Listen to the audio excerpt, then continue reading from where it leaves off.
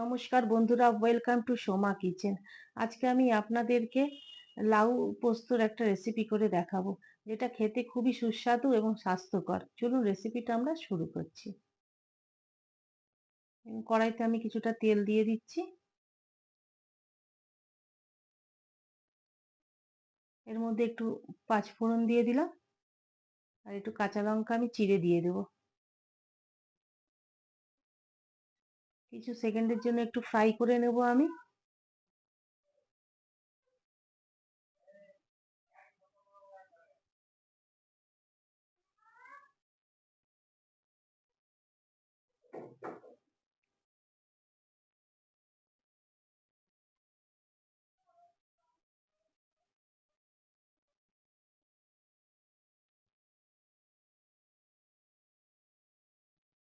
এর মধ্যে দেখুন আমি লাউগুলোকে ছোট ছোট করে কেটে নিয়েছি। একটা লাউকে ওটাকে আমি এর মধ্যে দিয়ে দিলাম তেলের মধ্যে। ভালো মতো তেলের সাথে মিশিয়ে নেব।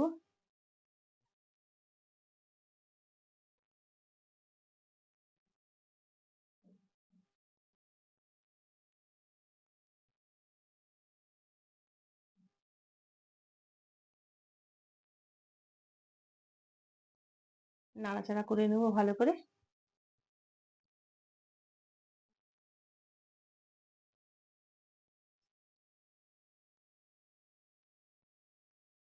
একটু আমি পরিমাণ মতো লবণ দিয়ে দিচ্ছি।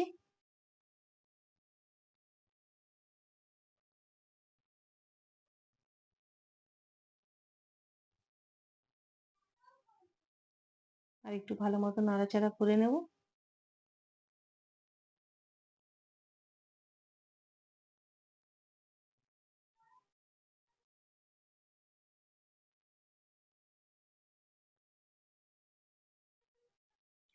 লাউ দিয়ে আমার কতটা জল বেরিয়ে গেছে।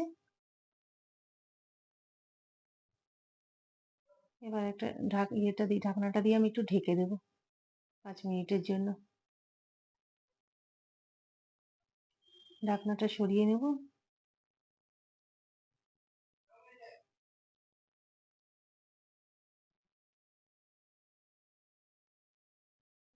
লাউটা আমার অনেকটাই সিদ্ধ হয়ে গেছে, আরো একটুখানি হলেই হয়ে যাবে। আমরা তো মাঝে মধ্যেই রিচ খাবার খেয়েই থাকি, আর এটা যদি মাঝে মধ্যে একটু বানিয়ে খাওয়া যায় হালকা ফুলকার মধ্যে, শরীরের জন্য খুব ভালো আর খেতেও খুব টেস্টি হয়। এর মধ্যে দেখুন আমি এখানে 4 চামচ পোস্ত বেটে নিয়েছিলাম। পোস্ত বাটাটা এর মধ্যে আমি দিয়ে দিচ্ছি। ভালো মতো পোস্তটা মিশিয়ে নেব লাউয়ের সাথে।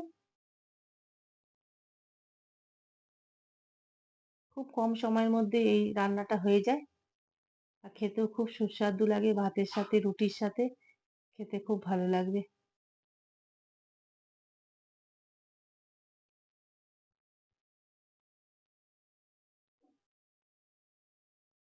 একটুখানি আমি একটু চিনি দিয়ে দিলাম। আপনারা চাইলে নাও দিতে পারেন, কিন্তু একটু আমি দিয়ে দিলাম, খেতেও ভালো লাগবে। চিনিটা দিলে একটু ফ্লেভারটা ভালো আসে, টেস্টটা ভালো হয়। আবার আমি এর লিডটা একটু দিয়ে দেবো। লিডটা বন্ধ করে দিলাম একটু, এই 2 মিনিটের জন্য। ঢাকনাটা সরিয়ে দিলাম।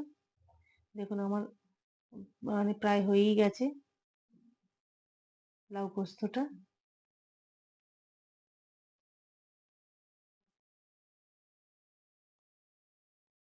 গরম গরম ভাতের সাথে তো খেতে একদম দুর্দান্ত লাগবে।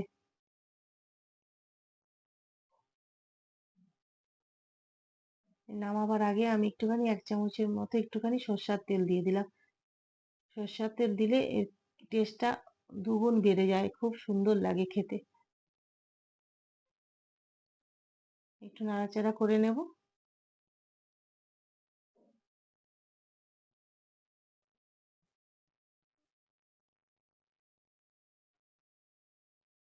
দেখুন আমার রেডি হয়ে গেছে লাউ পোস্ত।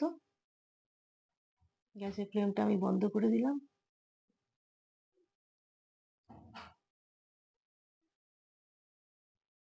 আপনাদের যদি এই লাউ পোস্ত রেসিপিটা ভালো লেগে থাকে, তাহলে আপনারা অবশ্যই লাইক করবেন, শেয়ার করবেন, সাবস্ক্রাইব করবেন। ধন্যবাদ।